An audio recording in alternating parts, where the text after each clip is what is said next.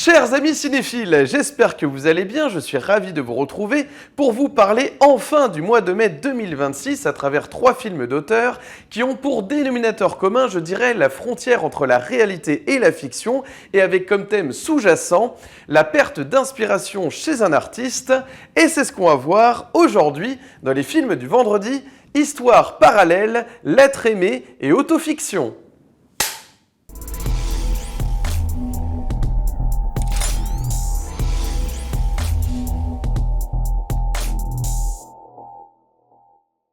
Salut à tous et bienvenue dans les films du vendredi. Aujourd'hui, retour sur le mois de mai 2026 à travers 3 films d'auteur sur le thème de la frontière poreuse entre réalité, fiction, la manière dont on se sert de ce sujet pour révéler les personnages mais également les acteurs à eux-mêmes. Et il y aura également un autre thème, celui de la perte d'inspiration chez un artiste. Et je vous propose qu'on démarre sans plus attendre avec le premier film du jour.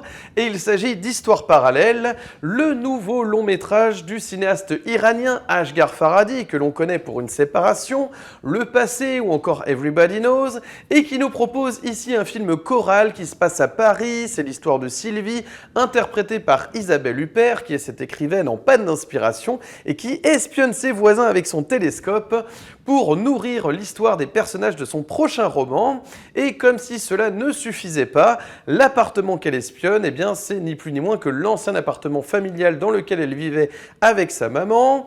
Et justement, Nita, qui travaille dans cet appartement avec 2 autres personnages, eh bien, lui rappelle étrangement sa propre mère. Voilà, donc vous voyez un petit peu comment déjà Asghar Farhadi, on sent qu'il veut brouiller les pistes entre réalité, fiction et s'amuser un petit peu avec ça pour nous proposer un thriller plutôt haletant, alors qu'il met un petit peu du temps à démarrer, mais très vite lorsque Adam, le personnage qui va aider en réalité Sylvie dans ses tâches quotidiennes, lorsqu'il va rentrer en fait dans cette histoire, d'un seul coup le film va devenir captivant, puisqu'en réalité Adam va récupérer le manuscrit de Sylvie et tenter de poursuivre l'histoire qu'elle était en train de raconter en rencontrant justement les voisins, et c'est là que la fiction va déteindre sur la réalité des personnages, et c'est là que ça va donner une histoire captivante qui va aussi nous rappeler que nous, spectateurs, aussi peut-être dans notre quotidien, on se rend peut-être pas compte, on est peut-être aussi influencé par les fictions que l'on regarde, et donc cet irrésistible sujet vraiment intemporel du cinéma qui est cette frontière évidemment, qui bouscule tous les codes de la réalité versus la fiction et comment elle s'invite, elle s'immisce dans nos vies. Donc voilà, ça ne peut pas être plus cinématographique comme thème que ce thème de réalité et de la fiction. Voilà, donc c'est déjà très fort, et d'autant qu'Asghar Farhadi prend soin justement de nous faire exister ces personnages. C'est-à-dire que nous avons l'histoire de 2 frères. Donc nous avons Pierre, interprété par Vincent Cassel, et Christophe, interprété par Pierre Ninet, qui vivent dans l'appartement voisin, qui travaillent en fait dans l'appartement voisin. Ils sont bruiteurs pour le cinéma et ils travaillent conjointement avec Nita, donc Virginie Efira. Et donc, ils en ont un petit peu marre au quotidien de se faire espionner par cette Sylvie. Lorsqu'ils l'apprennent, c'est vraiment... ils vont se mettre en pétard, évidemment, car ça fout un bazar dans leur vie, en fait. D'autant le jour où ils tombent sur le manuscrit, ils vont commencer à lire, en fait, l'histoire avec les personnages fictifs qui sont censés être inspirés d'eux-mêmes et qui racontent des choses qui sont complètement fausses, ou pas, on ne sait jamais. Le hasard fait que vous verrez, peut-être il y a des choses qui vont tellement les influencer que de manière sous-jacente, eux-mêmes vont se mettre en fait à se comporter comme les personnages de la fiction. Donc voilà, c'est tout cela qui va être bousculé, comment un manuscrit fictif qui tombe entre les mains de personnages qui n'ont rien demandé en réalité va les influencer, bousculer leur vie. Alors évidemment, c'est un drame, mais dont on pourra rire quelquefois. Car évidemment, dans l'histoire fictive de Sylvie et de Adam, il y a des personnages donc qui vont se faire cocu. Il y aura peut-être aussi de la violence, je n'en dis pas plus, évidemment, pour pas trop révéler. Et donc tout ça, à force, va les travailler dans leur tête, hein, bien sûr, à force de lire ce manuscrit, ces histoires qui sont inspirées d'eux, alors qu'eux, ils étaient tranquillement en train de travailler, ils ont des bonnes relations entre collègues, il n'y a pas de raison que ça bouscule, que ça foute en l'air leurs relations, en fait. Et ben, c'est là que ça va être intéressant, la manière dont tout cela va influencer la vie de ces personnages. Donc écoutez, j'ai pris un plaisir vraiment à voir ce film. C'était pas gagné, encore une fois, hein, je vous le dis, il y a 20 minutes d'introduction, hein, vraiment un peu longue sur Sylvie. On est très centré sur Isabelle Huppert au début, c'est un peu longuet. Mais très vite après, le thriller un peu social, choral, un peu va s'installer et donner lieu à des réflexions, hein, bien sûr, sur les relations hommes-femmes, les relations de travail, évidemment la manière, l'influence, évidemment. Donc il y a quand même quelques thèmes, c'est pas simplement récréatif, divertissant, comme un pur film de genre, évidemment. On est quand même dans un cinéma d'auteur qui va s'amuser à questionner, hein, le réel, le fictif, évidemment. Donc voilà, mais c'est plutôt maîtrisé, j'ai trouvé. Alors c'est peut-être pas novateur, évidemment, dans l'histoire du cinéma. On a eu d'autres films qui sont emparés de ce sujet. On en a même un qui arrive là, réalisé par Quentin Dupieux pour le mois de juin, mais évidemment on y reviendra dans la vidéo suivante. Donc le vertige, bien sûr, on y reviendra, mais voilà, c'est un thème évidemment universel dans l'histoire du cinéma, mais je trouve que c'est plutôt réussi, et donc voilà, c'est un bon Asghar Farhadi, c'est pas forcément son meilleur ou le plus original, mais écoutez, les personnages existent, vraiment, donc ça joue, il a quand même, voilà, il n'y a pas de, forcément, il y a un effet, si, j'allais dire qu'il n'y a pas de grands effets de caméra, mais si, parce que moi je me souviens d'une séquence qui m'a quand même marqué, c'est le réveil d'Isabelle Huppert, où le soleil en fait qui traverse la fenêtre de son appartement se reflète dans la boîte de thon et se reflète également dans son visage en fait. Et c'est ça qui est très fort, c'est de montrer le quotidien vraiment dépressif d'Isabelle Huppert. Hein. Là, déjà, Isabelle Huppert est cantonnée à ce genre de rôle, mais ce qui est formidable, c'est quand un cinéaste arrive encore plus à révéler tout ça avec des plans très bien pensés. Hein. Je vous dis, ce soleil qui se reflète comme ça dans la boîte de thon métallique et qui renvoie un faisceau lumineux sur l'œil d'Isabelle Huppert en train de se réveiller comme ça. C'est des petits détails comme ça de plans, de construction en fait d'une séquence qui font que voilà, ça révèle un peu plus aussi les personnages eux-mêmes. Alors voilà, je dirais pas que c'est un film parfait, c'est un film qui fonctionne, c'est un bon thriller, drame, voilà, un peu social, qui est un peu... J'allais dire qui est un peu rafraîchissant quand même dans le cinéma français. Voilà, bien que Asghar Farhadi soit iranien, c'est quand même un film de production, hein, de coproduction française, avec un casting 100% français. Donc voilà, c'est pour ça que je me permets de dire justement que ça rafraîchit un petit peu le cinéma français. Voilà, écoutez, j'ai passé un bon moment, je vous recommande cette histoire parallèle. Vraiment, on passe un bon moment en compagnie de ces personnages. Certains trouveront que c'est peut-être justement un peu théâtral dans la manière, hein, d'agencer cette histoire. Moi, je trouve qu'il y a quand même du cinéma. C'est vrai que ça marcherait très bien en théâtre, hein, il n'y a aucun problème là-dessus. Souvent, les films choraux, justement, permettent ça, puisqu'il y a des histoires... justement, ces histoires parallèles, hein, des histoires à droite à gauche avec des personnages qui, au bout d'un moment, finissent par se rencontrer. Et ça, c'est des choses qui fonctionnent très bien aussi sur les planches. Mais en tout cas, ici, Asghar Farhadi arrive quand même à mettre une vision de cinéaste sur cette histoire. Donc voilà. Pour moi, c'est réussi. Histoire parallèle d'Asghar Farhadi. Voilà, un bon thriller dont on peut aussi s'amuser parfois, vous verrez. Parfois, c'est dur, un peu plus grave, avec des thématiques fortes, hein, sur les relations hommes-femmes, sur comment aussi on peut pourrir la vie des gens, hein, en étant un petit peu trop intrusif, en fait, justement. Donc ça aussi, ça questionne ce truc-là.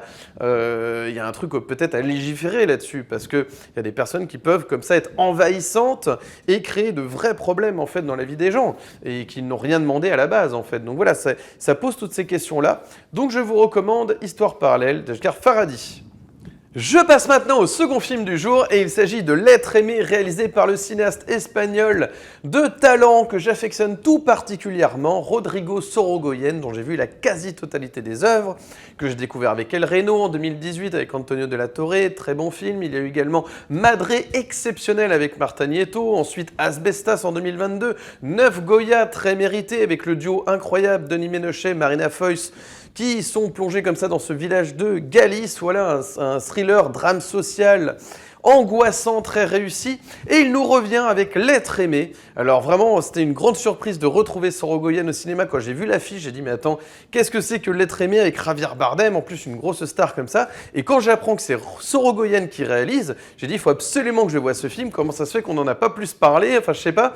Donc je suis ravi, j'ai été ravi de voir un nouveau film de Sorogoyen et qui plus est, dont je n'attendais pas forcément grand chose parce que je me suis dit quand même derrière Asbestas, derrière Madré, El Reno, je pensais pas qu'il allait nous répondre encore une pépite, mais c'est incroyable, il est constant dans la qualité de ses films, c'est exceptionnel.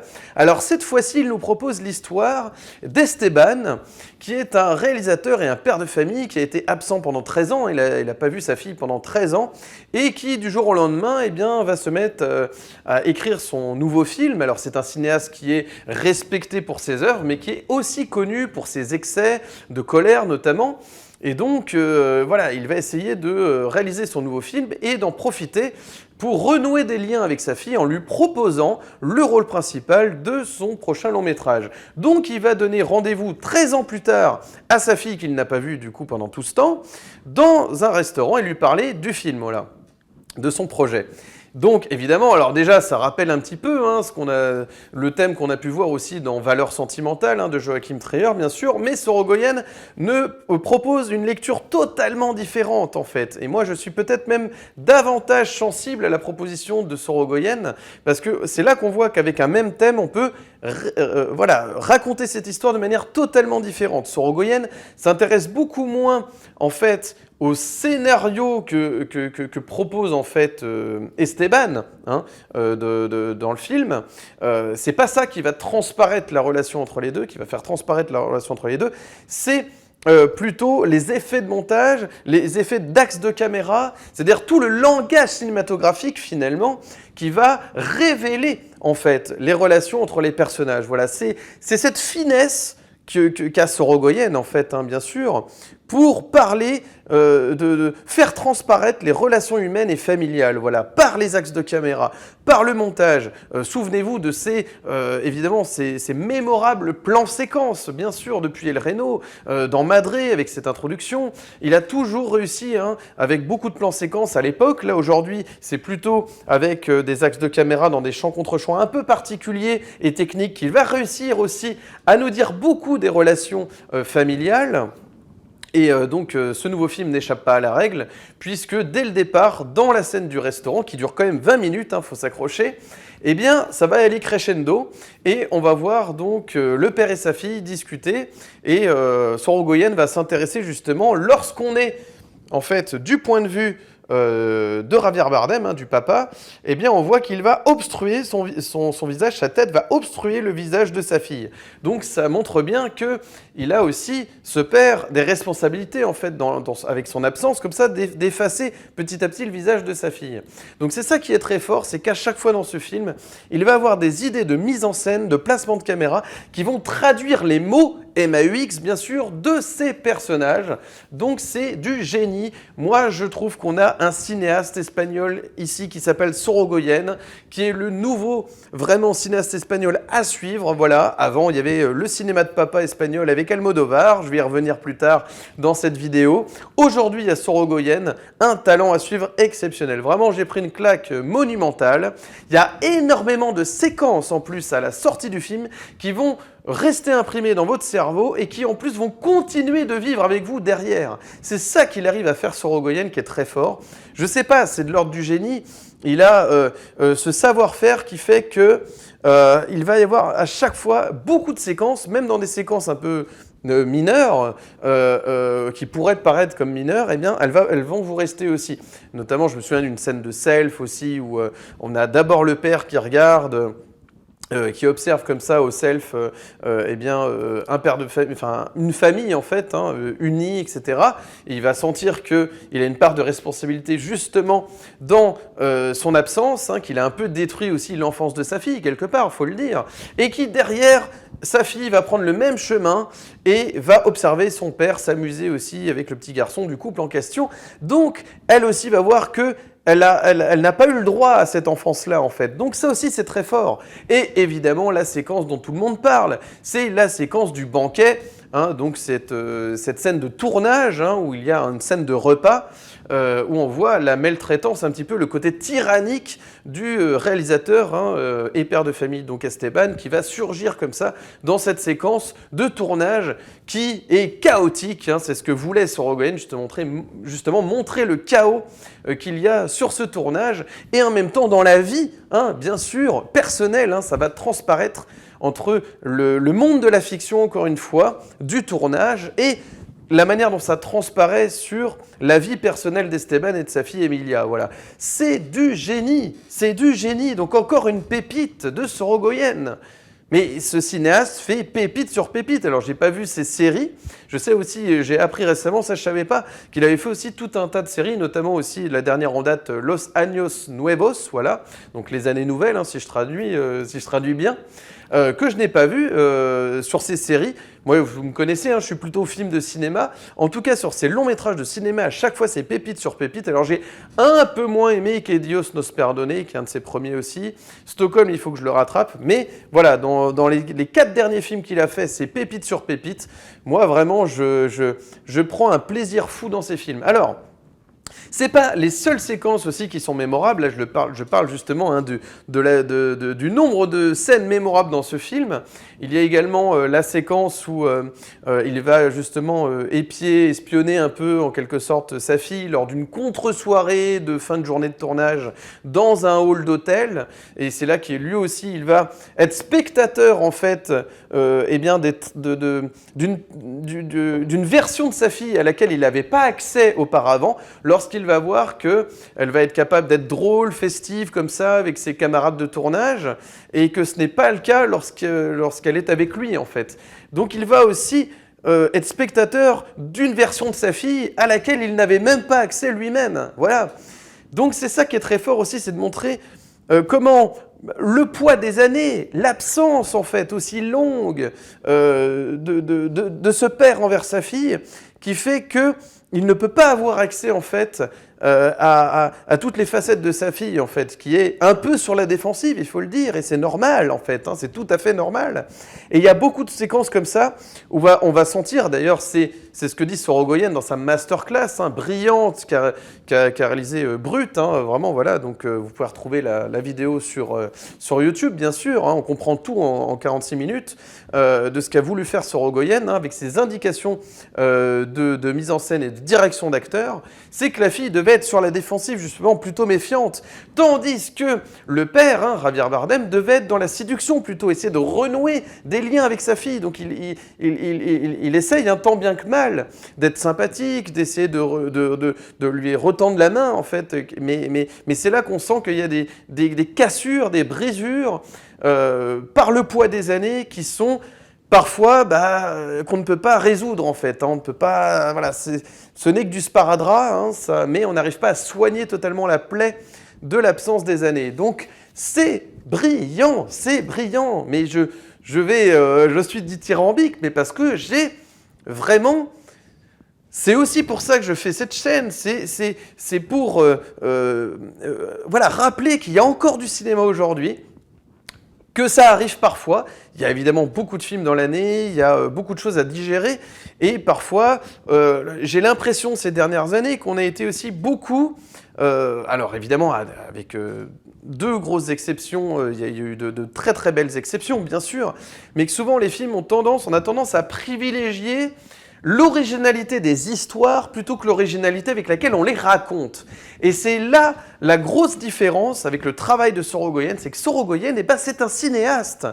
Il a son langage avec ses axes de caméra, avec la manière dont il agence ses plans, en fait. C'est ça qui est très fort. La scène du banquet, bien sûr, je le répète, mais pas seulement, en fait. Même des petites séquences mineures vers la fin, vous allez voir sous une tente, ça va être la dernière prise du film, dans le film en fait qui est en train de tourner son père et dans lequel donc Emilia, sa fille, joue le rôle principal.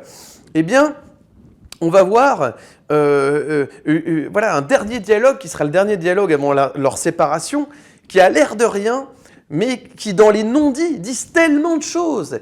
et d'arriver à filmer ces non-dits, avec ces gros plans notamment, hein, qui sont, comme il dit, hein, claustrophobiques, justement, il voulait les créer parfois avec certains effets de gros plans, et bien ce côté claustro qui fait que, eh bien, on ne respire pas justement dans le cadre, avec un plan plus large, bien sûr, on pourrait respirer, retrouver du solaire un petit peu dans cette histoire, eh bien non, il essaye au maximum de donner ces gros plans qui vont créer cet effet claustrophobique chez le spectateur et qui va d'autant plus lui permettre de sentir les tensions et les cassures irréparables du poids des années, encore une fois, de cette absence qui ont chamboulé cette histoire père-fille, en fait, cette relation père-fille. Donc c'est là que Sorogoyen, eh bien c'est du génie à travers une histoire qui a l'air, somme toute, pas banale, attention, hein, mais déjà vue dans l'histoire du cinéma, et notamment même aussi très récemment, l'année dernière, ne serait-ce qu'avec Valeurs sentimentales de Joachim Trier, aussi on avait l'histoire d'un tournage qui va réunir un père réalisateur et sa fille. Il y avait déjà ça, mais c'est absolument pas raconté sous le même prisme, et c'est là qu'on voit le génie d'un cinéaste. Alors, Joachim Trier va plutôt s'intéresser à ce qu'il y a dans le cadre, c'est-à-dire ici notamment un scénario, le scénario fictif de son histoire, donc le manuscrit, hein, le scénario du personnage du père dans Valeurs sentimentales, qui va en fait être révélateur finalement de la vie, en fait, hein, qui va transpirer la vie qu'ils ont eue par le passé dans leur histoire familiale. Donc ça va plutôt être sur le contenu que sur la manière de réaliser, le fond plutôt que la forme. Et la forme va aussi être importante au cinéma. C'est à se servir du langage cinématographique constamment. On obstrue un visage, on a compris ce que ça veut dire, on fait un plan séquence dans ses précédents films, hein, je précise bien sûr, des plans séquences aussi, où en fait toute une équipe va être sous tension, donc ça va créer comme ça un rythme effréné. La vitesse aussi de restitution des dialogues, parce que ça aussi, ça va créer de l'attention chez le spectateur, qui va être constamment, en fait, pris en fait dans cette frénésie comme ça de dialogue, qui fait qu'il va être constamment tenu en haleine en fait. C'est tous ces ressorts en fait de cinéastes. Très pointilleux, hein, attention, hein, qui font que, eh bien, ça fonctionne en fait. À chaque fois, on a l'impression que Sorogoyen, il pourrait parler de n'importe quel sujet, qu'il aurait toujours ce sens en fait du détail qui nous permet de rentrer pleinement dans ces histoires et surtout de rentrer dans le psychisme en fait, dans le psychisme de ces personnages. Donc c'est ça qui est très fort. J'ai pris une claque monumentale, il y a des plans sublimes, même les plans finaux comme ça, où on voit donc le père de famille, hein, Javier Bardem, donc Esteban, le cinéaste, dans la salle de montage. On voit aussi, c'est ça qui est très fort aussi, c'est qu'on voit la vie d'un tournage. Et on voit la vie de toute l'équipe technique. On voit aussi les tensions. Il va y avoir des tensions aussi qui parlent d'un tournage et du chaos que ça peut entraîner. Donc évidemment, il va y avoir des personnes qui vont se faire virer, des personnes qui vont être aussi engagées dans la précipitation, en urgence. Et on va voir aussi comment la manière dont il se comporte en fait avec ses acteurs, avec son équipe technique, va déteindre dans sa vie personnelle en fait, et l'anéantir parfois. Et c'est ça qui est très fort. Donc on comprend aussi à travers la manière dont il s'adresse aux gens dans son quotidien au travail, eh bien on comprend peut-être aussi ce qui a pu se passer avec sa fille, la manière dont il se comporte avec ses excès de colère. Tout ça va transparaître en fait. Donc écoutez, c'est du génie. Voilà, on a un grand cinéaste espagnol à suivre de toute urgence, si ce n'est pas encore le cas. Mais je pense quand même que Sorogoyen commence un peu à se faire connaître. Je suis ravi de voir son ascension. J'ai très hâte de voir ce qu'il va nous proposer aussi par la suite, toujours avec cette qualité, ce sens de l'image véritablement. Si je peux vous donner 2-3 anecdotes pour vous le prouver. Dans sa fameuse masterclass, hein, je reviens sur sa masterclass, mais c'est vrai que elle est passionnante, hein, la masterclass donc réalisée par Brut, hein, le média Brut qui donc a proposé cette masterclass, donc 46 minutes sur YouTube. Je vous le recommande énormément, c'est un travail exceptionnel qui a été fait. Et donc, on comprend tout à fait l'obsession en fait un peu de la perfection. Alors parfois ça peut, chez certains cinéastes, ça peut être envahissant, ça peut être parfois tellement le souci du parfait qu'on peut passer à côté justement de ce que le cinéaste a voulu faire, mais là absolument pas. C'est-à-dire qu'il a mis 5 jours pour tourner la séquence du banquet, par exemple, avec différents... il y avait du 8 mm, voilà, différents formats, du 35 mm, il a voulu faire en noir et blanc, il a voulu le faire avec 3-4 caméras en même temps, il a essayé vraiment de capter à différents angles pour raconter vraiment, il voulait absolument qu'on sente le côté tyrannique du personnage et en même temps créer ce rire, parce qu'en même temps on peut rire aussi des exigences en fait d'Esteban qui parfois dépassent un peu l'entendement, quoi. À chaque fois il demande à ses acteurs de manger comme s'il avait de l'appétit, on recommence 10 fois le coup de fourchette, le coup de cuillère, voilà, donc on veut à la fois pouvoir, il voulait qu'on en rit de cette séquence, mais il voulait aussi qu'on soit terrifié quelque part, donc on est toujours pris, hein. Le cinéma c'est aussi des émotions, c'est pas simplement traduire les mots des personnages, mais c'est aussi créer chez le spectateur un yo-yo émotionnel dans la même séquence. Voilà, donc ça, c'est exceptionnel.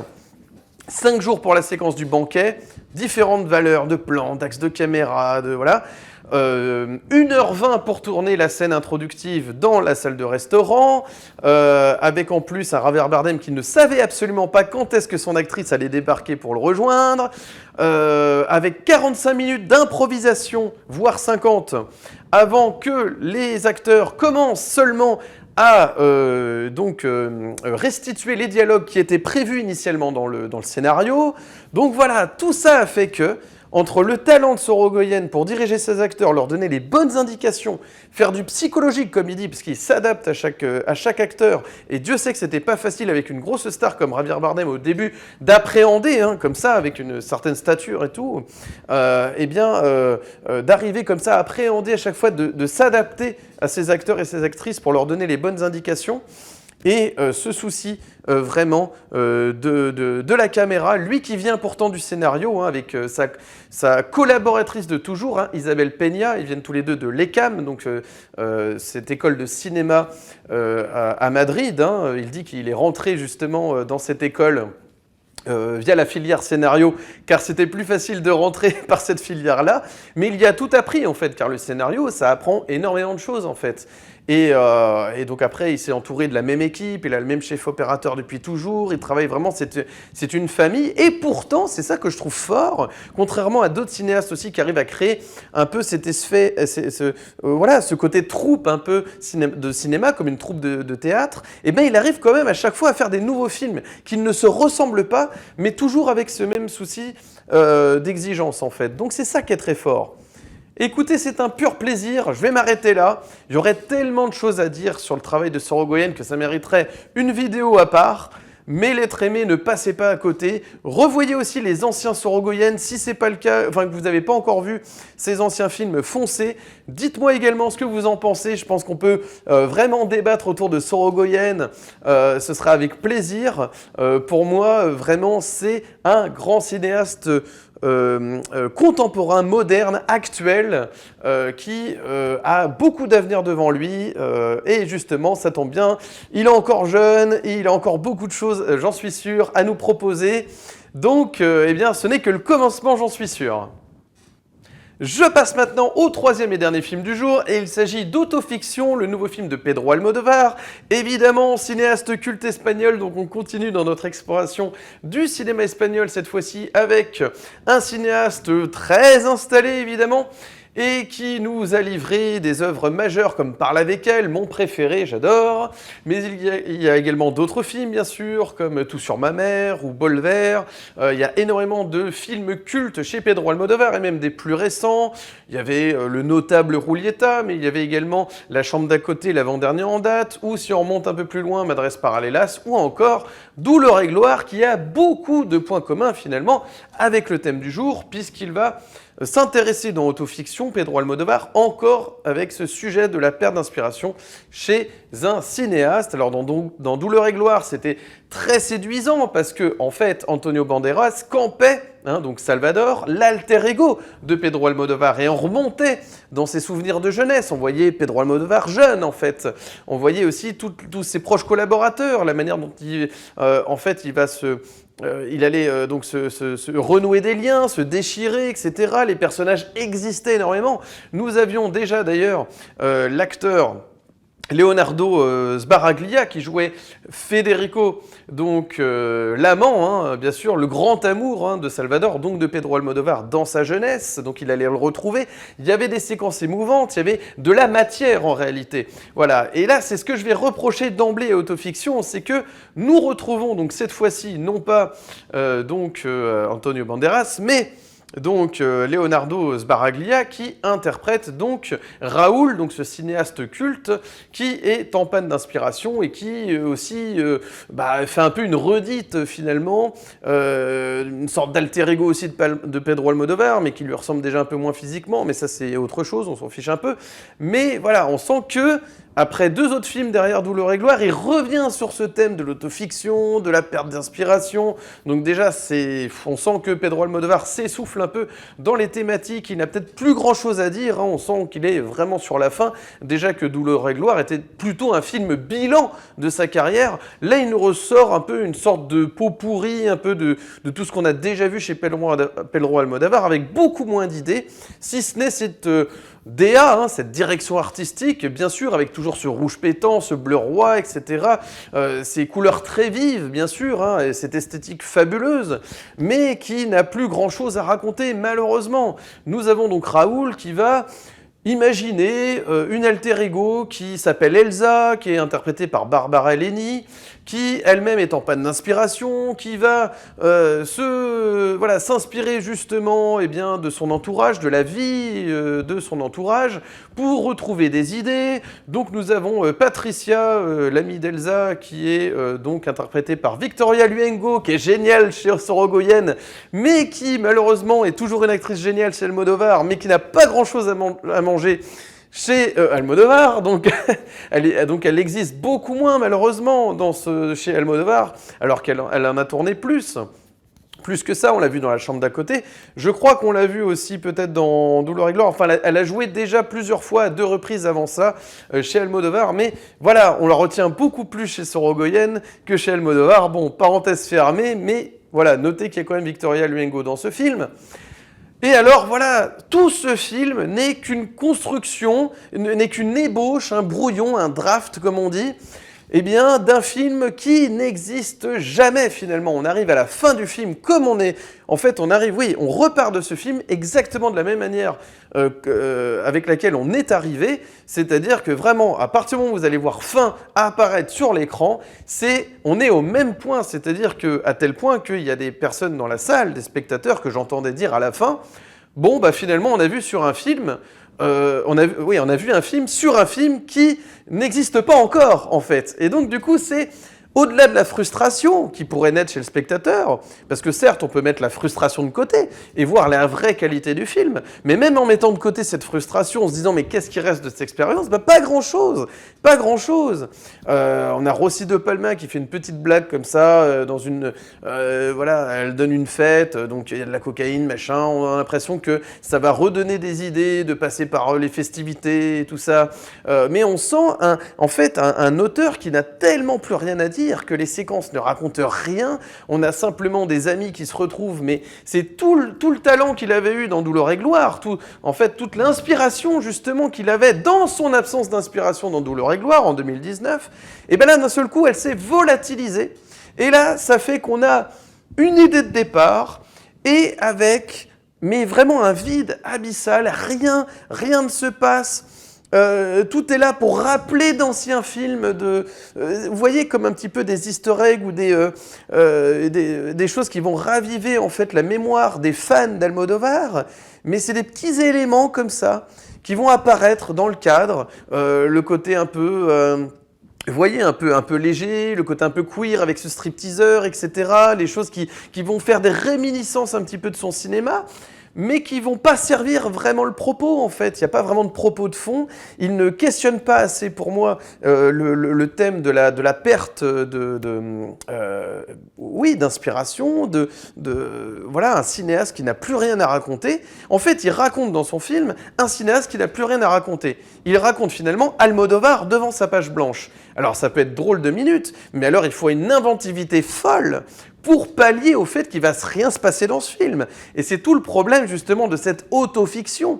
Quand on n'a rien à raconter, et ben parfois il vaut mieux ne rien raconter justement. C'est tout le problème de ce film qui va tourner à vide sans cesse, sans cesse, sans cesse. Donc malheureusement, voilà, ça va être vraiment la chronique la plus courte que j'aurais certainement fait sur un film. Mais voilà, je voulais quand même vous en toucher deux mots. Il n'y a pas grand-chose à dire sur le nouveau Almodovar. Malheureusement, il n'y a pas matière à en discuter plus que ça. Vraiment, un cinéaste qui est devant sa page blanche, qui va s'inspirer de son ami, qui a des petites galères, etc., et qui va toujours ne rien avoir d'intéressant à raconter, bah forcément, à un moment donné, ça va être la limite. Les limites du film vont très très vite apparaître, justement. Donc voilà, vraiment, c'est un film qui commence jamais, en fait, qui a la prétention de dire qu'il va traiter le sujet de la panne d'inspiration, qu'il va avoir des choses à dire sur le sujet, et pas grand-chose malheureusement. Et donc voilà, ça tourne à vide. On espère à un moment donné qu'il va se passer quelque chose d'intéressant, qu'il va confronter des personnages, qu'il va se créer un truc, un déclic pour parler justement de la page blanche, un sujet qui peut être passionnant, cinématographique, etc. Que nenni, ça n'apparaît jamais. À tel point qu'on a l'impression que finalement, je sais pas, c'est un peu comme si on aurait pu imaginer que ce soit en fait le thème de l'autofiction, que ce soit le point de départ, imaginons, bien sûr, imaginons, que ce soit le point de départ de l'histoire de La Chambre d'à côté, par exemple. C'est-à-dire qu'on imaginerait donc Raoul en train d'écrire l'histoire de ces deux amis qui vont se retrouver dans cette maison Airbnb qu'elles ont louée, parce qu'il y en a une des deux qui a un cancer en phase terminale, voilà. Et ça aurait pu être, vous voyez, on aurait pris simplement le plot de départ de Raoul qui n'a pas d'inspiration et qui se serait servi de l'histoire de La Chambre d'à côté pour écrire justement son nouveau film, ça aurait donné, vous voyez, ça aurait donné quelque chose. Mais là, de raconter finalement un Raoul, cinéaste en perte d'inspiration, qui raconte l'histoire d'une femme qui elle-même est en perte d'inspiration et qui va s'intéresser aux petites histoires de son ami, etc., c'est très très faible en fait en termes d'intérêt en fait, ne serait-ce pour le spectateur, mais même pour le film lui-même, qui n'a pas grand-chose à raconter. Donc malheureusement, voilà, c'est un vide total. Vraiment, c'est un brouillon, vraiment. À la limite, un court-métrage. Moi, je pense que ça aurait pu être une parenthèse salutaire, peut-être, s'il en a besoin, peut-être Almodovar. Il a fait ses plus grands films. Il n'a plus rien à prouver, bien sûr, avec sa filmographie hallucinante. Voilà, il y a de très grandes œuvres dans sa filmographie. Mais peut-être que, justement, c'est le moment de s'arrêter. Et encore une fois, je reviens sur Douleur et gloire, qui parlait justement d'un cinéaste qui était vraiment en fin de course. Il le racontait avec beaucoup d'inventivité, contrairement à celui-là, et qui était déjà un film bilan. Il aurait pu s'arrêter là et dire « j'arrête », comme certains cinéastes ont le courage de dire « j'arrête », comme,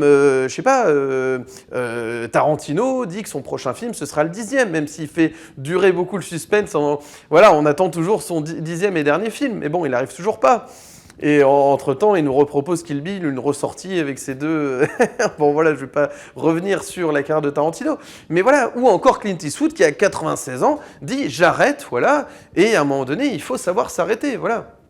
Et je pense que c'est peut-être difficile aussi pour Almodovar de dire « j'arrête ». Alors, je ne sais pas pour quelle raison, mais là, clairement, autofiction, on sent que là, c'est un peu le point de non-retour. Je ne sais pas ce qu'il va créer derrière.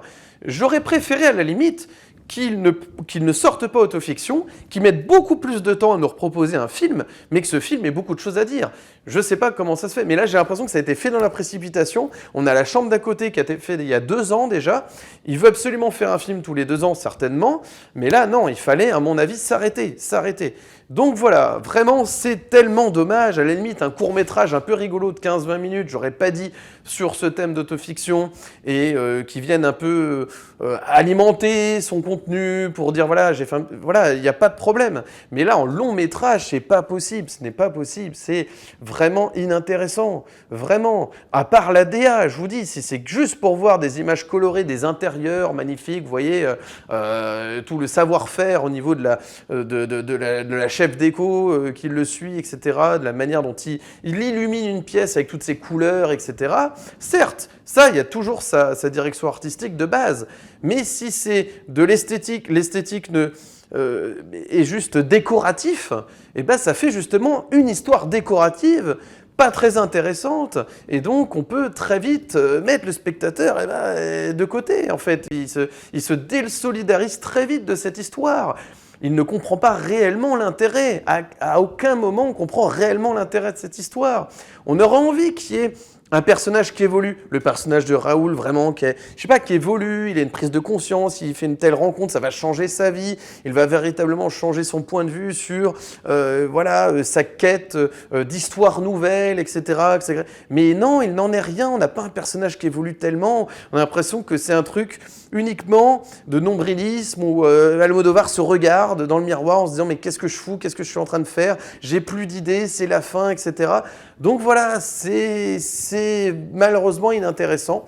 Donc voilà, vraiment... Bon, j'ose espérer quand même que la plupart des gens ne vont pas découvrir Almodovar avec ce film, hein, mais je veux dire pour la jeune génération, je pense notamment à la jeune génération, s'ils découvrent Almodovar avec ce film-là, non, je vous arrête tout de suite. Revoyez évidemment, remontez au moins une dizaine d'années en arrière. Alors évidemment, il y a aussi d'autres œuvres qui ont pu dérouter dans la carrière d'Almodovar. La Piel qui habito, c'est très différent du reste de sa filmographie, où il mettait en avant les femmes, des mères de famille, etc. C'était quelque chose d'assez aussi une parenthèse un petit peu, La Piel qui habito dans son cinéma. Il y en a eu d'autres dans sa carrière, bien sûr, mais là vraiment, voilà, à la limite, si la Gen Z, comme on dit, commence par découvrir avec La Piel qui habito, ça me dérange moins, c'est un film intéressant, même si c'est pas représentatif totalement de sa filmographie, mais alors là, avec Autofiction, c'est même pas la peine, ce n'est même pas la peine, voilà. Donc voilà, vraiment, je repense à ces spectateurs qui, en quittant la salle, ont dit on a vu un film sur un film qui n'existe pas encore. Et ben c'est vraiment ça. Donc en fait, c'était une manière de dire gentiment, bon bah finalement, on s'est fait un peu avoir, c'est un peu une supercherie, mais bon, ok, on a vu ce que a donné le nouveau Almodovar. Bon, soit, mais alors... Vraiment, quand on voit ce que crée en parallèle le jeune Sorogoyen qui, lui, justement, a quelque chose de sa fougue, toute son énergie qu'il est en train d'insuffler dans le cinéma espagnol moderne, contemporain d'aujourd'hui, actuel, j'ai envie de dire, et ben voilà, il y a un décalage énorme. Là, je pense qu'Almodovar, faut qu'il s'arrête totalement. Et je m'arrêterai là, voilà, au risque de me répéter, comme ça peut m'arriver parfois, sous l'effet de l'excitation, de l'énervement ou de la joie parfois. Donc je ne vous recommande absolument pas le nouveau film d'Almodovar. Si vous avez aimé cette vidéo, n'hésitez pas à mettre un petit like, de vous abonner, d'activer la cloche pour ne manquer aucune de mes nouvelles vidéos et de me suivre sur Instagram, Steph_LFDV. N'hésitez pas à m'ajouter sur Instagram afin d'être tenu informé des prochaines vidéos sur la chaîne ou tout simplement pour accéder à mon contenu. Écoutez, le mois de juin est déjà bien entamé, donc il y a beaucoup de sorties. Je crois que je peux déjà vous annoncer un petit peu les films dont je vais parler dans la prochaine vidéo. Je peux au moins faire ça, sachant que je suis assez en retard en général, là, comme vous le voyez sur les dernières vidéos. Donc si je peux au moins faire quelque chose, c'est de vous annoncer au moins les 3 films qui vont faire l'objet de ma prochaine vidéo. Donc il y aura Le Vertige de Quentin Dupieux, La bataille de Gaulle sur De Gaulle, justement avec Simon Abkarian dans le rôle de Charles de Gaulle. Et nous aurons également un 3e film, oui, Disclosure Day. Voilà, le nouveau Spielberg. Normalement, ça devrait être les 3 seuls, voilà. Donc, je vais m'empresser de les voir. Et la nouvelle vidéo, eh bien, écoutez, devrait sortir peut-être, voilà, début juillet, je l'espère. Donc, restez informés. Et moi, en attendant, il ne me reste plus qu'à vous souhaiter un excellent vendredi, un excellent week-end. Et d'ici la prochaine vidéo, comme toujours, n'oubliez pas, prenez les films pour ce qu'ils sont. Allez, ciao!